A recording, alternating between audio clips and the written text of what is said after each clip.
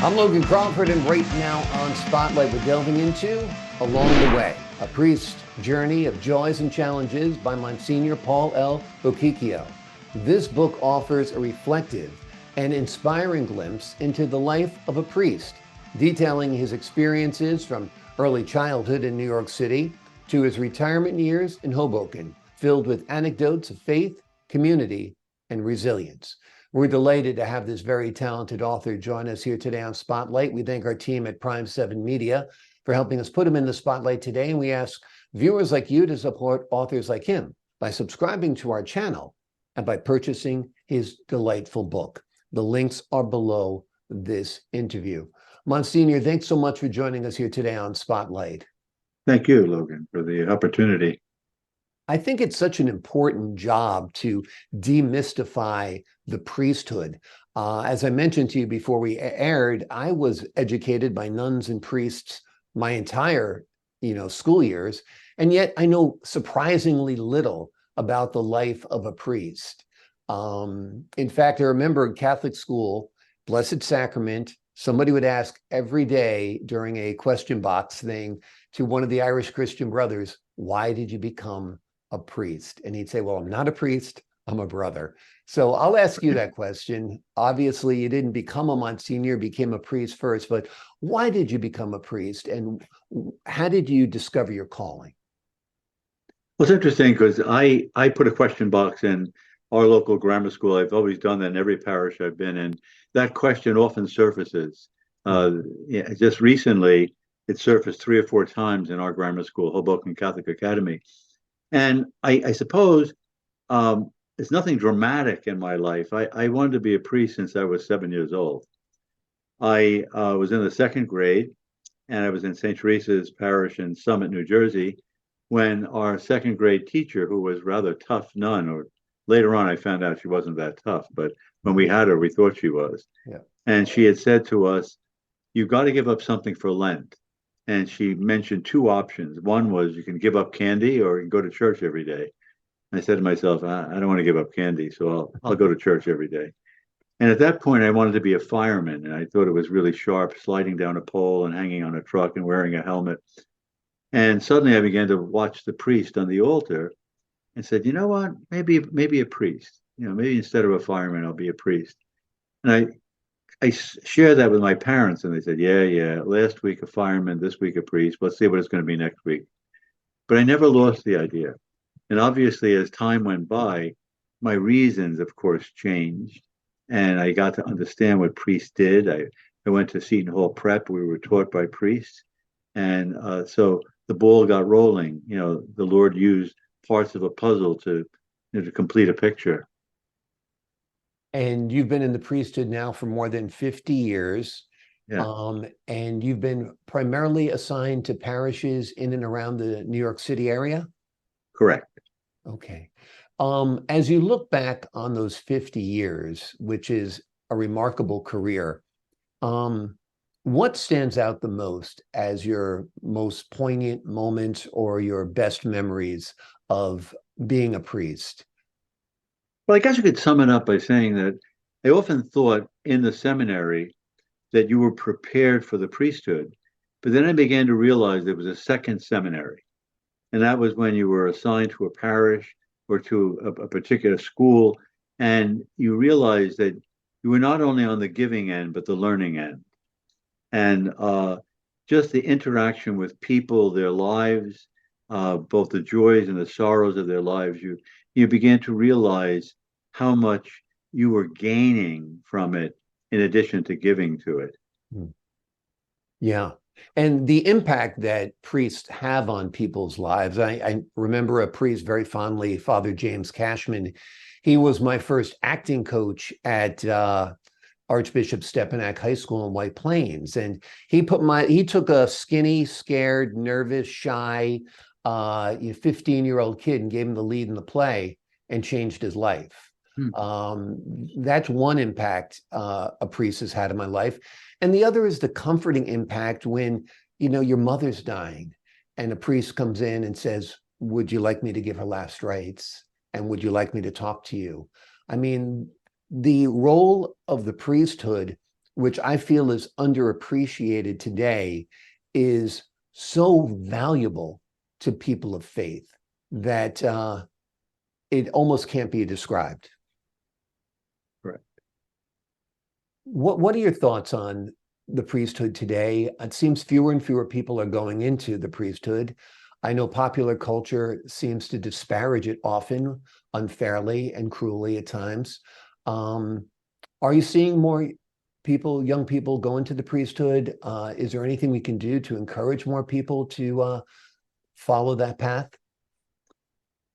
I think even though we may have fewer men in the seminaries, I've been involved with a lot of retreat work in seminaries and in formation with young men in seminary setting.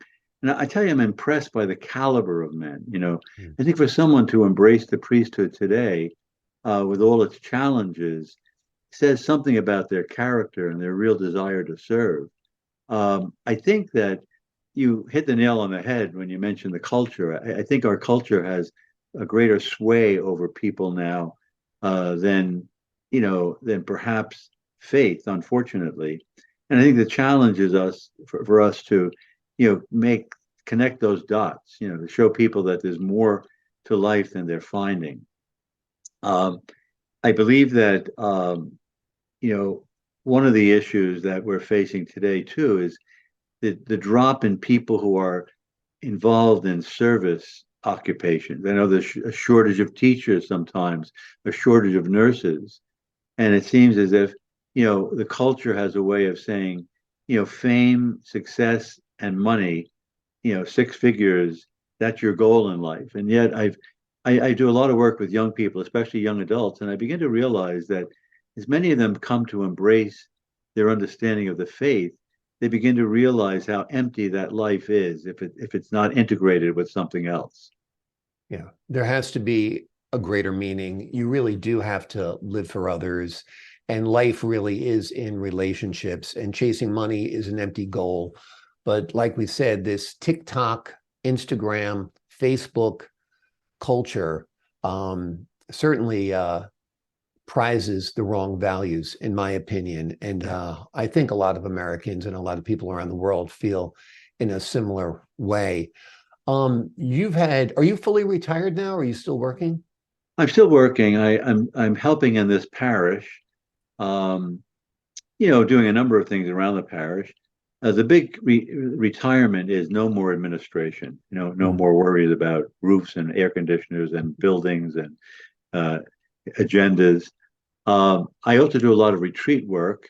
I've been involved recently in the production of a movie, Hmm. sort of a technical advisor, a movie that's coming out in March, entitled Cabrini, about the life and work Mhm. of Mother Cabrini. And I think it's going to be a very fine film with some very big stars in the film. The same producer and scriptwriter who did Sound of Freedom recently this summer also produced this film. So I've had exciting avenues, especially retreat and formation work and parish missions. So it's something I always did, but now I have more time to do. Yeah, that's wonderful. I wanted to ask you, in the book along the way, you talk about cultural strife and reconciliation. Can you share an example of how you navigated these challenges in your community?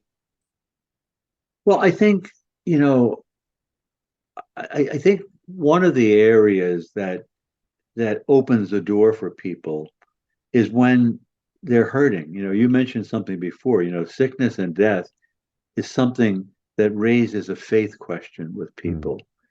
And I've often found when people are down, they tend to look for God then. And then, if you can, as I put the phrase, connect the dots with them, you can kind of show that, whatever image they had of God, and so oftentimes we're plagued with an image of God that blinds us to the real God. You have an opportunity to open a door. Example, one time I had a couple come in for a marriage preparation, and the groom to be announced that he was an atheist.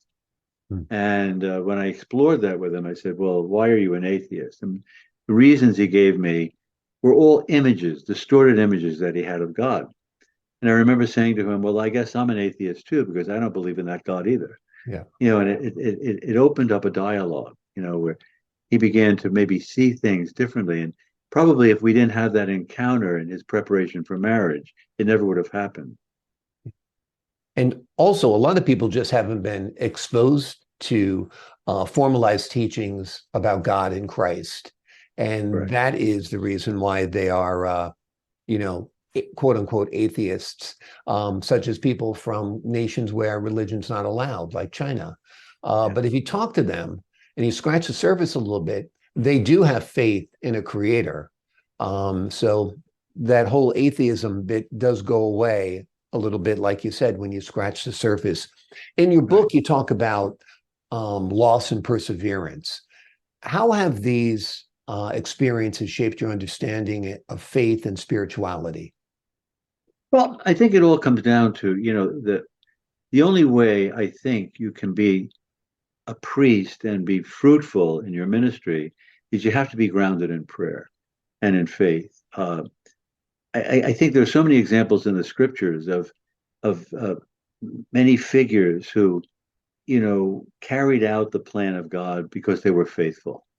I think, for instance, with Christmas coming up now, how Saint Joseph uh, and even Mary, were really tested, by the circumstance of their lives, and yet what got them through was that deep trust, that unfailing trust in God.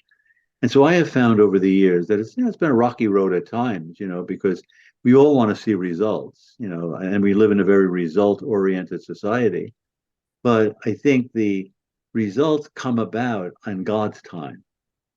As St. Paul says, somebody plants the seed, someone else fertilizes the seed, and someone else reaps the reward.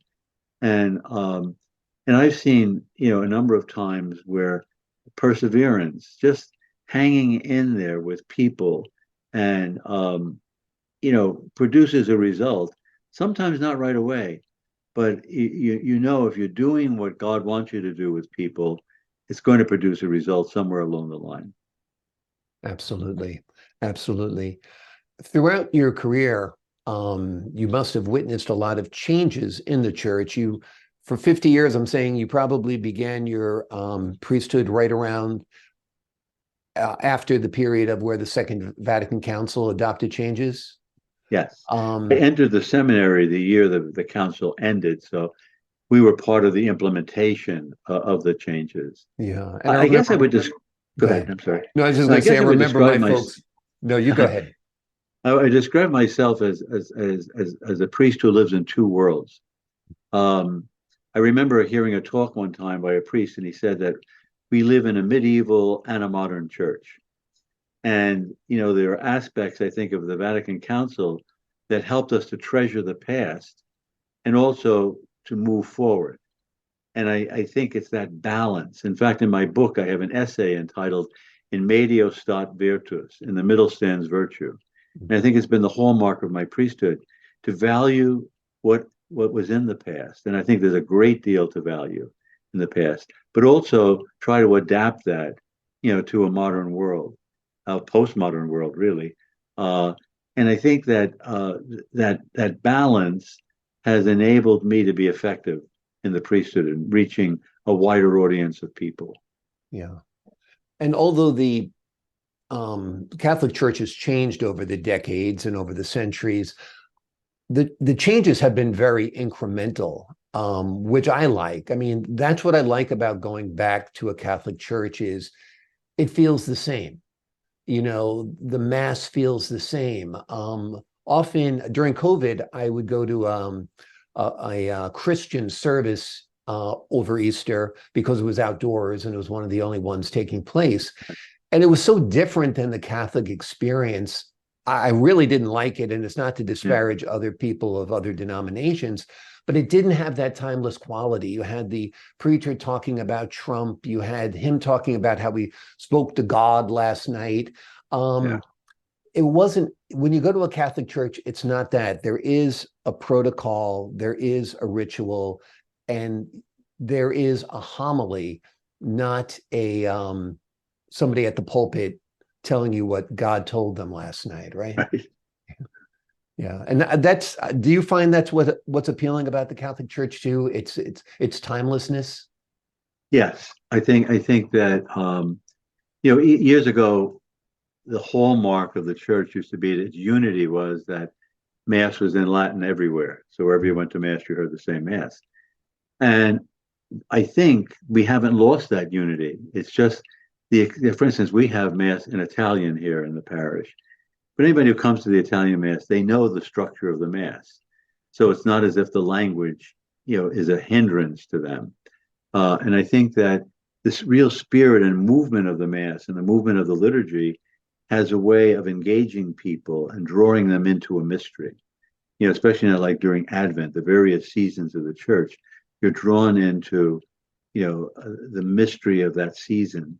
And I think, as you mentioned before, like the homily is more focused because it centers in on the readings, not on, just the latest trend or, as you say, what God said to me last night. Right. It's almost like Exactly. what God is saying to us in the scriptures.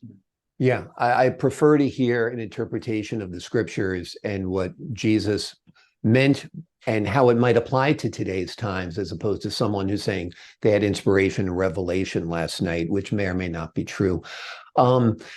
Being a priest in both New York City and Hoboken, basically big city areas, did that affect or influence your work as a priest? Yes, because I really think that my most of my ministry has been urban, uh, in Jersey City, Hoboken, Garfield, and other, sort of suburban urban situations. Mm. And I have found that in the city, you're on the front line of many things. Um, things that maybe in the suburbs are more subtle or hidden are kind of right in your face in the city. Mm. You see poverty, you see homelessness, you see people in need, you see people who are struggling, as well as people who have seemed to have made it, particularly in Hoboken, economically. Mm. So I think that you get a very interesting perspective of life. Yeah, absolutely. Are with a huge influx nowadays of migrants into the New York City and surrounding areas, many of whom are from Catholic countries, are you seeing these people come to your church or to churches in the New York City area? Yes, I know. Particularly one of our neighboring parishes has a Spanish apostolate, so you are seeing an increase of Latino people. Uh, we see it here, like traditionally, it's been an Italian parish, and it still holds on to all the traditions, et cetera. But there's an interesting mix of people, that are coming who represent many different cultures that kind of give you a broadening experience of humanity. Absolutely. Absolutely. Now, you've had a very broad experience yourself as a priest. You've worked as a youth minister, as a teacher, as a spiritual guide. Which of these roles did you find most challenging? Which did you find most rewarding? And why? Probably all of the above. Yeah, Yeah. I uh, I suppose my favorite. Although I love teaching, I love giving retreats, but my favorite apostolate has always been the parish, because I think you really deal with a broad section of people, from young and old and married, unmarried, and people from many different backgrounds. When I was in campus minister at Seton Hall University, certainly you were focused more on student life, even in the classroom. But then I began to realize that every holiday your parish disappeared. Uh, so it was kind of a strange vacuum at that point. And I began to realize too that all my focused ministries like teaching, et cetera, kind of brought you into contact with a specific group, whereas the parish kind of, it's sort of like the best way I can describe it is like, here comes everybody, Yeah. you know, a big cross section of people and, ages and needs. Exactly. Exactly. It's diverse experiences there for sure. Tell us why you decided to write this book. Well, I realized over the years that so many things had happened uh, that I would reminisce about them. And I thought, I really should record all this. There was Mhm. something within me that always wanted to be a writer, but I never had the opportunity to be a writer. To do serious writing since I was so involved, as a pastor. Then when I retired, I decided to take a good look at that span of 50 years and, you know, decide to, tell the story. And the image that I use in my book is the image of Michelangelo, that when he looked at a block of marble, he saw David and he saw Moses and he felt he had to release David or Moses from that block of marble. And I kind of felt the same way. I saw the rich experiences of 50 years, the challenges of 50 years, because it was both joyful and challenging, and said, something needs to be shared. And it was also a way of trying to encourage other people to share their stories. So often I'll say to people when they speak of my book, I said, well, you've had experiences along the way. Maybe you need to reflect on them. Maybe you need Yeah, to share them. absolutely, absolutely, and quite a remarkable um, life to look back on. That as a priest for 50 years, from the early 1970s till now, you've seen a lot of changes not only in the church but a lot of changes in society and a lot of changes in people. Um, is society getting better or worse? Well, I think our tendency is always to say the society is getting worse. Mhm. But the glass is half empty and it's half full too. Um, I think that, again, the key word I would use is challenge. I think society is challenging us. There are aspects of society that I think we have to be very concerned about.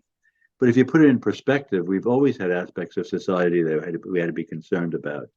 And along with those, concerns come, a lot of uh, positive things. Think in the area of medical research and the area of what we know about the human mind. But at the same time, too, there are there's the flip side, and I think that I think we can't just attach ourselves to one aspect. I think we have reason to be hopeful. I very much avoid the prophets of doom. Even though I think there are ills in society, there always have been. We just happen to live at this time, and this is our moment.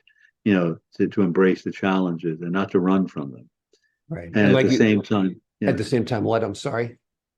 just to you know to to read the signs of the times and understand what's going on, what's behind what's wrong with society, and what's behind what's right with society.